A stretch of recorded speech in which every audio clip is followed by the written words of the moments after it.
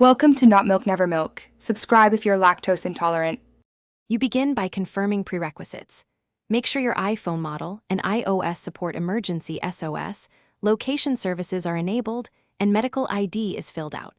Now press and hold the side button and one volume button together, or rapidly press the side button 5 times depending on settings. Once done, you'll see the Emergency SOS slider or automatic countdown. This is the mechanism that starts calls and notifies your emergency contacts, so be deliberate when triggering it. Next, trigger the call and alerts. If the slider appears, drag it to place the call.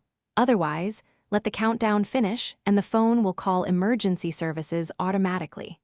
While the call proceeds, Emergency SOS sends a text with your current location to your emergency contacts and updates them when your location changes.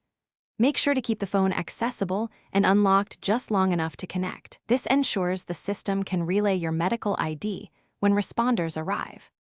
To finish, end the call when help has arrived or you're safe.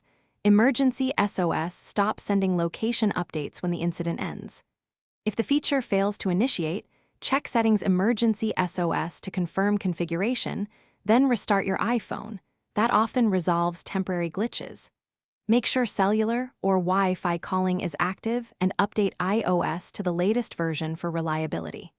If problems persist, contact Apple support or visit a service provider for diagnostic assistance.